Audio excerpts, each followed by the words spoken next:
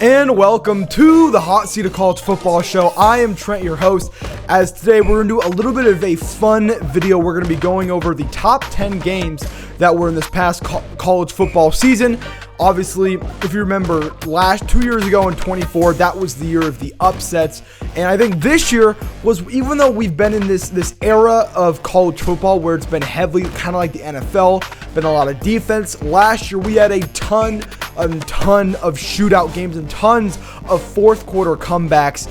And it was one of my favorite years of college football, mostly because Ohio State didn't really play anybody that good, and they played very boring. So I got to watch and really be entertained by a lot of these other teams.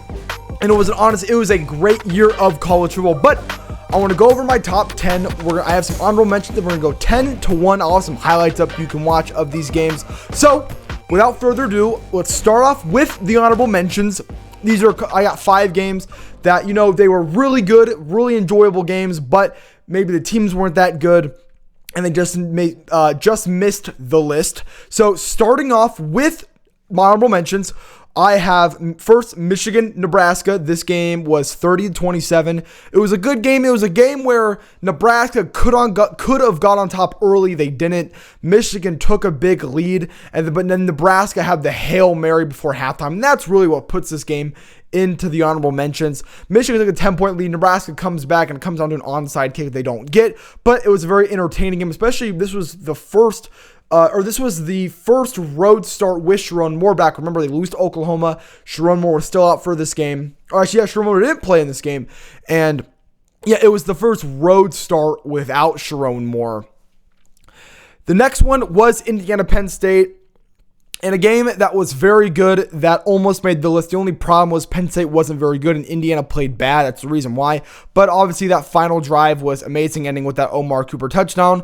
Everyone says, it's the best play we've seen in history of college football. You are Glazers. Shut the hell up. It's not. It really isn't. It was a great catch. I've seen Ohio State receivers have, the Marvin Harrison Jr. catch against Indiana in what was that, 2023? Incredible. I've seen better catches, but it was a good catch. Remember Jackson Smith and Jigba against, maybe it was against Indiana or Nebraska in 2020. If you know ball, you know. The next one was Oregon, Iowa. This one was a defensive slugfest on the road in the rain. Oregon has a walk-off field goal. Iowa takes a 1-point lead before that. This was an incredible game. Dante Moore had one of the throws of the year to get a first down when they were down by 1. Remember, this game was raining on the road. At night. This was a tough environment. Everyone was picking Iowa for the upset. I even picked Iowa, and Oregon survives. The next one is Duke versus Virginia round 2. This is the ACC championship, and these honorable mentions are not in order, just saying. This happened earlier in the year. Virginia destroyed Duke, but this was for the ACC championship. If it were this year's playoff rules, Duke would get into the playoff instead of James Madison, but Duke wins in overtime. Like an overtime conference championship game in the Power Four. You got to have that in the honorable mention somewhere. And then the last one was the national championship against Indiana and Miami. Honestly, this game wasn't that good until the very end. Indiana's up 10-0 at halftime. Miami crawls back. Indiana takes the lead. Miami comes back. Indiana then gets stopped, and it was one of the only times where it's like, hey, Cignetti kicks the field goal to go up by 6 instead of going for the win. That was something we've not seen from Indiana. Cignetti and Indiana have always been, we're not going to play safe, we're going for the win. They don't go for the win. They're up by 6. Miami gets the ball. They're 40 yards away from taking a 1-point lead if they get the extra point and winning the national championship. And then Jamari Sharp makes the play of the game and again with the interception. Carson Beck throwing a game-losing interception like always. And so that's my honorable mentions. A lot of great games, and it's not often that we see a close national title game. So I definitely thought that was something that we got. We got to see a close national title. The national title has not been close. Since 2017, 2018 wasn't close, 2019 wasn't close, 2020 wasn't close, 21 was kind of close, but wasn't really. It was kind of close. 22 definitely was not close. 23 wasn't close. And then 24 with Notre Dame and Ohio State was kind of close at the end, but then it wasn't. So yeah, it was a game that was competitive pretty much the entire time except for the first half. Indiana's up 10-0, but definitely a good game. I want to start off at 10. This is where you will get highlights in a game that, if you look at the scoring, and if it was more back and forth, this game could honestly be number one. But that is South Carolina going on the road at Texas A&M. This was a game that I was reacting to. If you watch them, it's one of the shorts on this channel.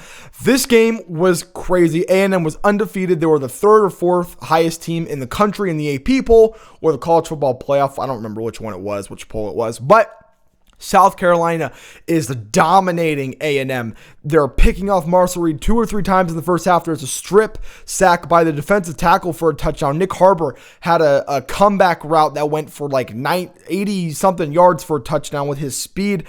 And then you look at it, and South Carolina is up 30-3 at halftime, and then they forget how to play football in the second half, and that's kind of the problem. In the first half, A&M forgot to play how to play football, and in the second half, South Carolina forgot how to play football, and that's why this game isn't higher. This game was not competitive in the first half, and it wasn't competitive in the second half, but since there were so extreme sides, they came out and A&M won 31-30. Obviously, that fourth quarter, A&M coming all the way back was awesome, but, you know, it was 2 halves of 2 blowouts. It wasn't super back and forth competitive, so that's why it's at 10. At 9, in a game that was also kind of blowout-ish, but it was more competitive and went to overtime, went to double overtime. That's why I have it up here and above the A&M game, is Texas on the road at Mississippi State.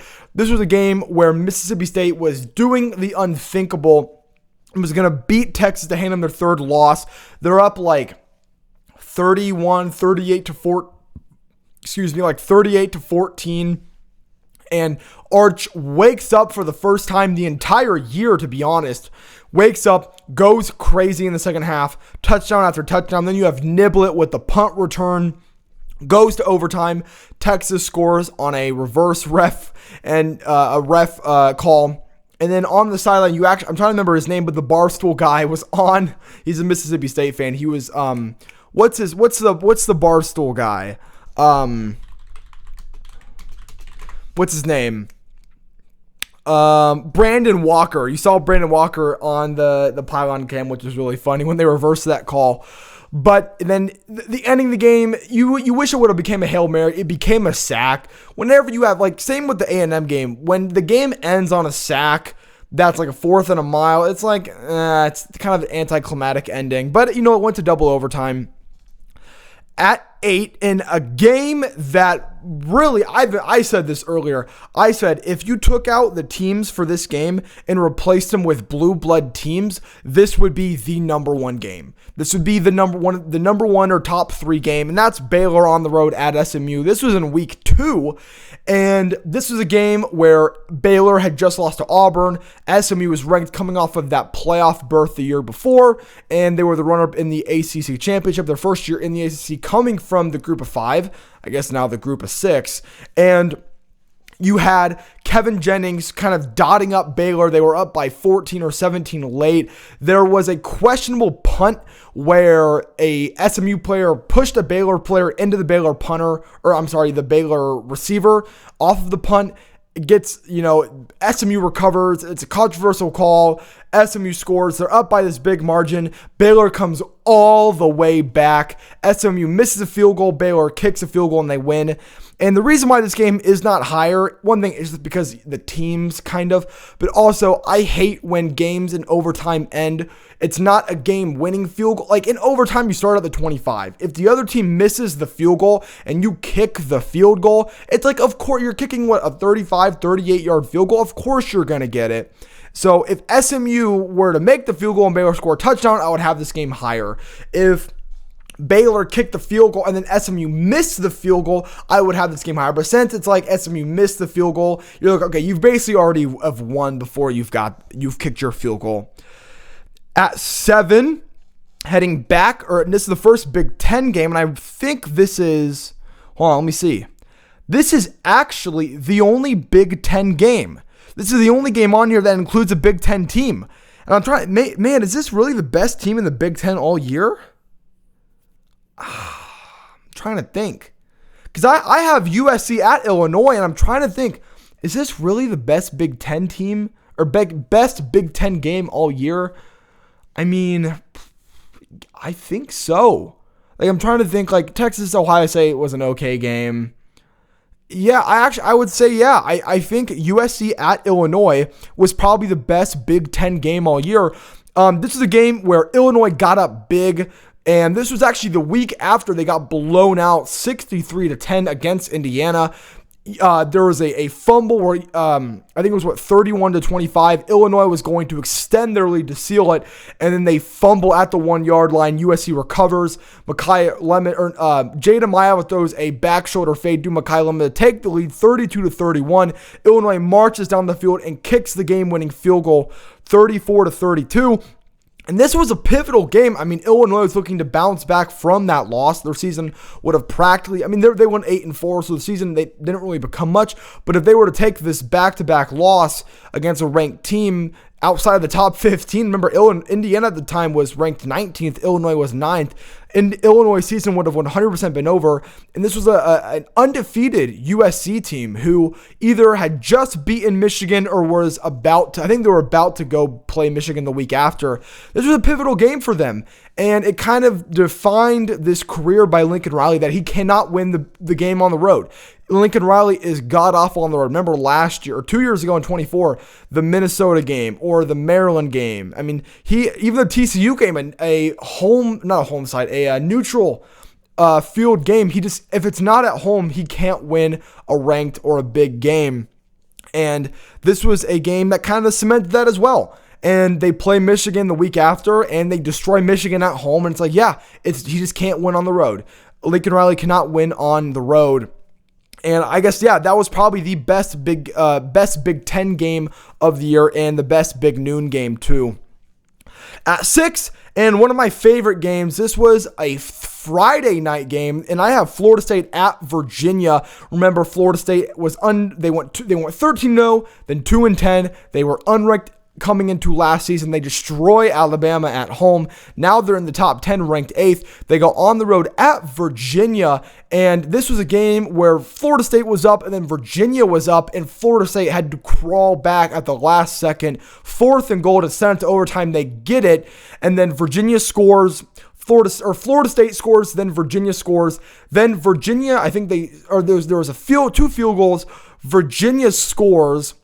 Florida State is looking to score again. It becomes a 4th and 12, and the pass was intercepted, and you had one of the best field rushes of all time in this game, and it was kind of scary when it happened because you saw that, and you're like, whoa, the receiver and the DB might have just got trampled. I mean, that's how you die. People die from getting trampled at concerts all the time. If you remember the Travis Scott concert, I mean, they have helmets, so their head's not going to get, like, crushed, but I mean, still, that's how you break fingers, hand. I mean, that like literally can ruin that player's season. I mean, break their bones. So it was definitely scary. And what I admired was I loved it's actually really common in the ACC with, Clemson, Virginia, SMU, where they have the grassy knoll, that grassy hill in the end zones where the fans can sit down. Ohio U actually has that. That's where I'm going to college, and they have that in their stadium, which is real. I want to see if I can try to sit there because it seems really, really cool. And then you have the fans who are so close. They are practically up on the field. It's almost reminded me of like basketball, where you have the court side where you can sit in like the fold-out chairs, which seems super uncomfortable, but you're like on the court, like 5 feet away from the players, which was cool. And it was just cool. It's just not something you see much. Even like stadiums like Michigan where the fans are like kind of close to the stadium, they're not that close. This was, they were like literally, it's more than this, but it's like, it's less than 10 feet. It might be like 8 feet. But yeah, that was one of, I think that's the highest ACC team or like ACC conference game on here. Now in the top 5, this is the one of 2 playoff games. I have the Fiesta Bowl between Miami and Ole Miss. And remember, Miami had just beaten the reigning champs Ohio State. Ole Miss had just shocked Georgia. And it was like, whoa, the semifinals, we all thought it was going to be Indiana versus Oregon, Georgia versus Ohio State. And then Miami and Ole Miss upset their teams. And now we're looking at the semifinals, and it's Oregon, Indiana, Miami Ole Miss is one of the most unique Final Fours, and everyone loved it except for, Ohio State and Georgia fans and Alabama fans and us blue bloods. But yeah, it was one of the Final Four. There was no blue bloods. It was, I think, the first college football playoff semifinal without Ohio State, Bama, Clemson, or Georgia. It was the first time that's ever happened. But this game was great. You obviously have the giant Q1 Lacey touchdown. It's back and forth. Ole Miss early could not get much done. Miami's defensive line wreaked havoc. But then, man, the second half, Trinidad Chambliss came alive. You had the Malachi Tony touchdown. Then you had it was either Wallace or Stribling's touchdown, the 2-point conversion. And then you had the Carson Beck run, which ended up leaving Ole Miss down 4 to go for the Hail Mary. Questionable call, could have been holding. It's kind of ticky-tacky. You don't want to end a game on a pass interference, but I would have maybe gave them a second shot. I don't know. It's been a while. I'd have to watch the game again. But this was one of the best games of the playoff. This was the second best playoff game and the only semifinal game on here, and it sent Miami to the national championship to play Indiana at home. They were the away team, but it was in their home stadium, and it was kind of the cementment of like, man, Ole Miss had just beaten the SEC championship, and they can't even beat a team that didn't make the ACC championship. So SEC down, the rest of the country up. And that'll bring us to number 4, and we're going actually to the Big 12, where I have Kansas State and Utah. This game was absolute cinema. Absolute cinema. Kansas State, very disappointing year. Utah overachieving, but Kansas State goes on the road at night. Avery Johnson and company, and they are up, 47-35. I mean, they're up big late in the fourth quarter. There's a safety. It gives Utah 2 points. And then Dean Pierre on 4th and 1 has the 60-yard run down at the goal line. They score, and now I'm trying to think. It is, 47-37. It is 47-40. My math is being really bad right now. I'm blanking. I'm trying to think what it was. 34. I think they go for 2, and then they score again. Now they're up 51-47 or 51-49. It's a super close game. And then, it was 51-47, and then Avery Johnson with the game-losing interception. I mean, this was on the road. It was a blackout. This was awesome. At Utah, I forget their stadium name.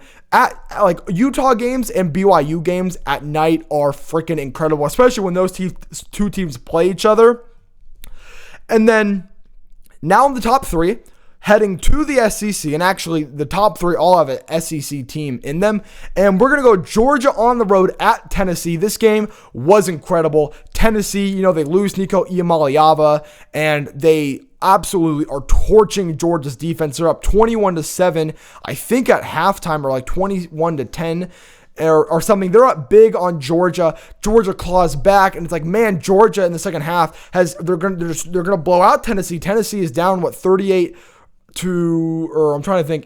They're up I don't even remember. They're up by a touchdown, and then Tennessee comes back and they score on a huge marching drive, and then they score again, and now they're up 38-30. They're up by 8, and on 4th and 6, Gunnar Stockton to the end zone, gets a touchdown. They get the 2-point conversion to go to overtime, or not to go to overtime. Tennessee gets the ball back. They head to field goal range, and this was like, man, this is going to be exactly what the Georgia-Alabama game from 22 was. It's 49-49. You have the 52-yard field goal. Can he get it? And no, he misses the field goal. Goes to overtime. Tennessee kicks a field goal. They're up, 41-38. And then Georgia on kind of an anticlimactic ending where they get into the end zone, but it's so close where they say he's down and goes to the booth, and then the game ends on the refs overturning the game, and it kind of just ends like that, where they say, the call on the field's been reversed, touchdown, game is over, and instead of it being touchdown, Georgia, game's over. So kind of an anticlimactic ending, but still, this game was absolute cinema. Now at number 2, it's happened right after the Georgia-Tennessee game.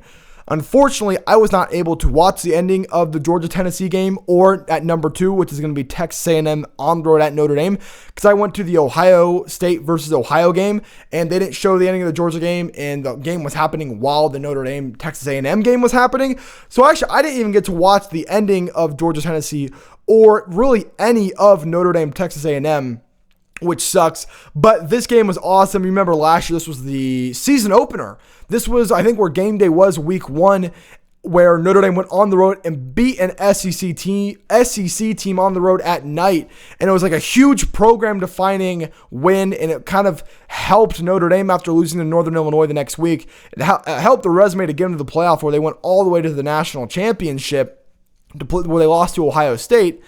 And now A&M gets revenge. They go all the way up to South Bend, and initially it looked like Notre Dame was going to win. Notre Dame had the blocked punt for a touchdown.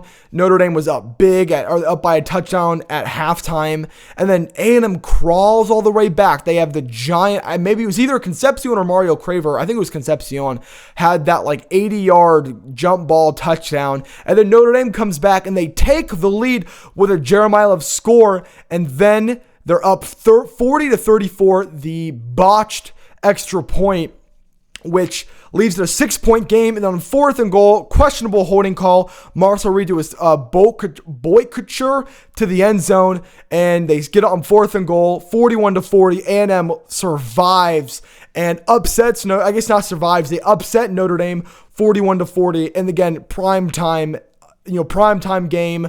Win by 1 point. This game was awesome. I wish he didn't miss the extra point, so it could have went to overtime. Or A&M went for 2, could go for 2. But I thought the game was awesome. And that will bring us to the number 1 game of 2025. And if you know ball, you should know. I guess this game actually happened, this was New Year, so 2026. If you know ball, you know what this game is. This was the Sugar Bowl. This was the quarterfinals. This was the rematch in the SEC. This is really the actual SEC championship with Ole Miss on the road not on the road at Georgia. Ole Miss actually really hosting Georgia. This is kind of their home state in Louisiana. And this game was awesome. This game reminded me of, the Joe Burrow 2019. This game reminded me of 2019 college football. Justin Fields, Ohio State. Trevor Lawrence, Clemson. You had, who was the quarterback? Was it Tua in 2019 for Alabama? You had Joe Burrow, LSU. I mean, just like this 2018 Dwayne Haskins, Ohio State. I mean, it reminded me of, prime CFP 4-team era where it was an offensive league where it was just, every playoff game was 40-39. You know what I mean? Like 45-42. It got into the 50s. And this game was awesome. Georgia.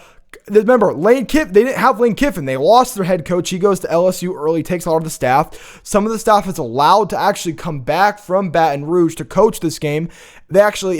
Ole Miss won this game, and then they stayed for the quarterfinals and then left for the semis. So they just left a week later, and they didn't stay for the whole playoffs anyways. But you had Pete Golding, this was his second start as the head coach. He had beaten Tulane. So really, this was his first start as head coach. And he beats the SEC champion. I mean, they were down by 12 at halftime. They come back. It's 24-19. You have the Trinidad Chambliss amazing scramble play for a first down. Where I think Wallace made the catch, got absolutely whammed. I mean, and then it was back and forth. Ole Miss takes the lead, then Georgia ties it. And then you had, it was 34-31. Georgia 1st and goal, down by 3. I thought, man, Georgia's going to win. This is what Georgia does. They get stopped. They kick the field goal, and then Ole Miss marches into field goal range, and their kicker has been lights out all year, and especially in this game. He's hit like 3 50-yard field goals this game, and for 47 yards for the win, he gets it down the middle, 37-34. And then the ending of the game was kind of wild. There was a lot of Georgia tried to do a lateral, it became a safety, and then Georgia got 3 plays where it was the end of the game, and there was a flag. They get another try. There was 1 second on there was 1 second left on the clock, and then the ending kind of fizzled out. It was kind of a funny ending, but Ole Miss won 39-34. And man, that was the best game of the year. But yeah, that is my top 10 to recap. At 10, South Carolina at Texas A&M. At 9, Texas at Mississippi State. At 8, Baylor at SMU. At 7, USC at Illinois. At 6, Florida State at Virginia. At 5, Miami at Ole Miss. At 4, Kansas State at Utah. At 3, Georgia at Tennessee. At 2, Texas A&M at Notre Dame. And then at 1, Ole Miss, Georgia in the Sugar Bowl. But again, that's all I have for you guys today. Make sure you hit the subscribe button. We're trying to get to 500 before the beginning of next season. We just got to 300. Thank you guys so much. Also, if you enjoyed today's show, please hit the like button. Let me know it down in the comments. What do you think personally was your favorite game of the 2025 season? If you're asking me like my personal favorite, you could say the Texas game or probably the Michigan game is my personal favorite. But again, that's all I have for you guys today. I'll talk to you guys all tomorrow. And as always, thank you.